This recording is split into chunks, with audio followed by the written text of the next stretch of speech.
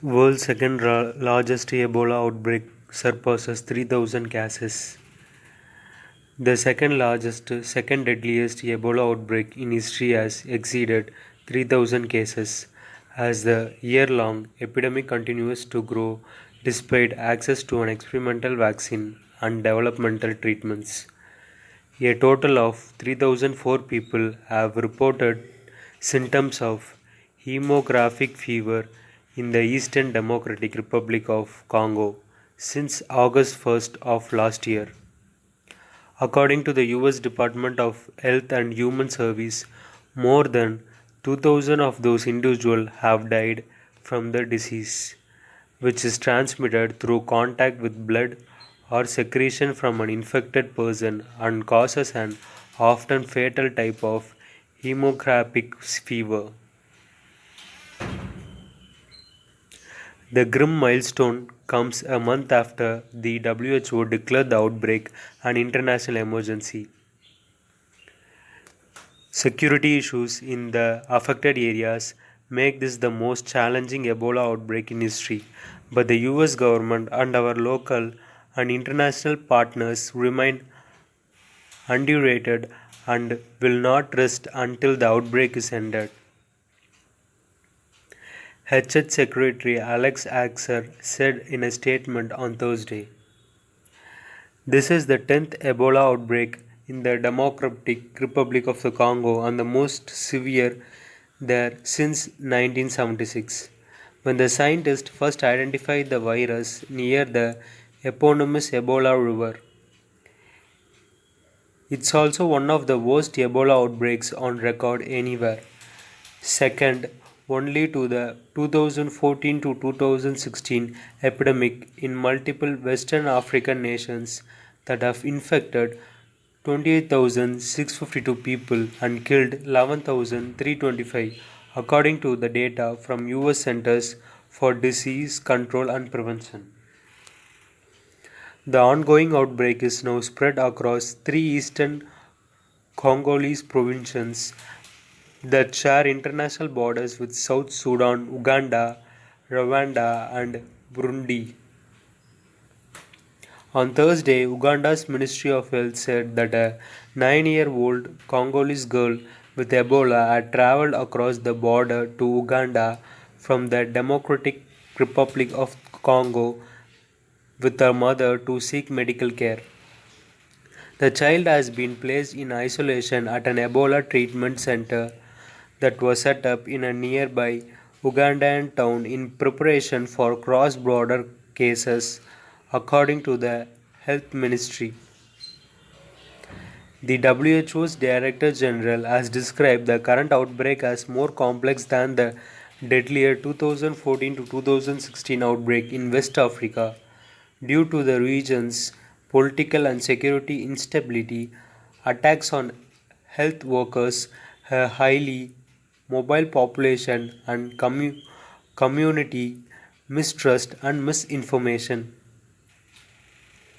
Bob Kitchen, Vice President of Emergencies at International Rescue Committee (IRC), one of the 8 groups on the ground assisting Congolese health officials, said in a statement that many people in the affected areas are afraid to seek treatment for illness, worried that they will be sent to an Ebola treatment center where they fear they would contract the disease.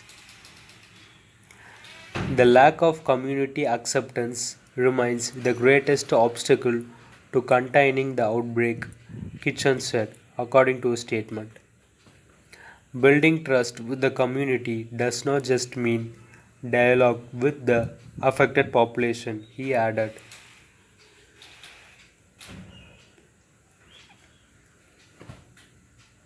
It means working with the community to adapt the response and address the overall needs they are facing inside and outside of the Ebola outbreak.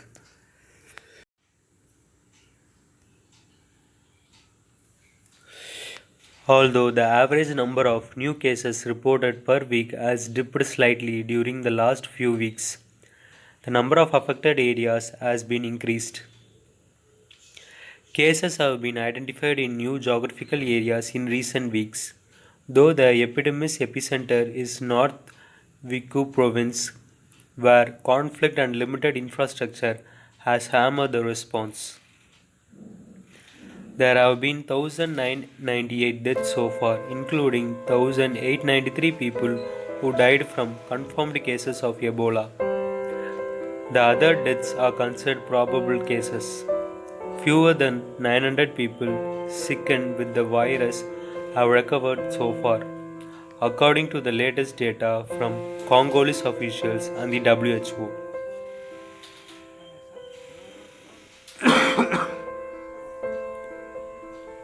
An experimental Ebola vaccine developed by American pharmaceutical company Merck that was tested in the Western Africa epidemic was approved for the use in the Democratic Republic of Congo a week after the outbreak was declared last year.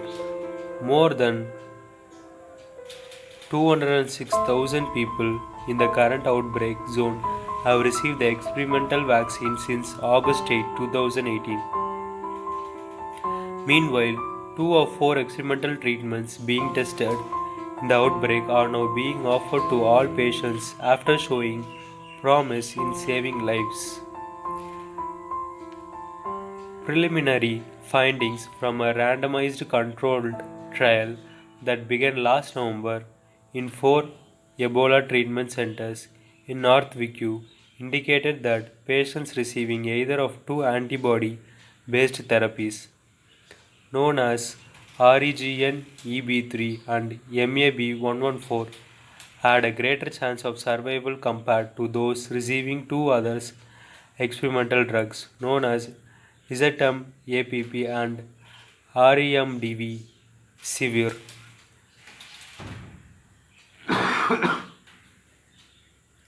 After meeting to review the initial result, an independent monitoring board recommended all future patients be offered their Origin EB3 or MAB114.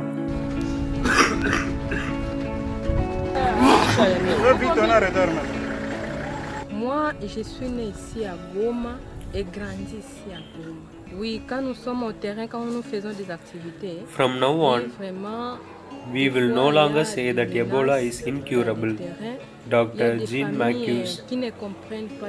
Mukumbi, Director General of the Democratic Republic of the Congo's National Institute for Biomedical Research, which is qui menacent, ils vont nous taper, mais c'est une crainte familiale.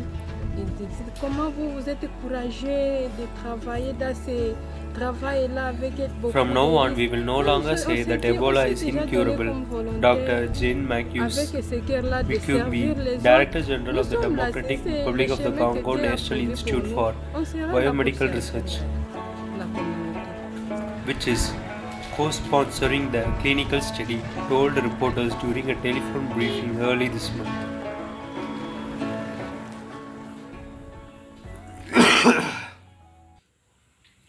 But the epidemic is still not under control.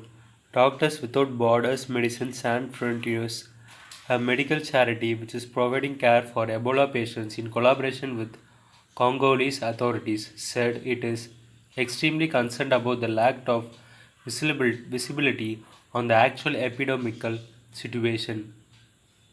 Since a high number of Ebola deaths are being reported from where people live rather than from treatment centers in recent weeks. Many people have died in Ebola in their communities before they would be identified, diagnosed, and admitted for treatment of the disease, MSF said in a statement on Thursday.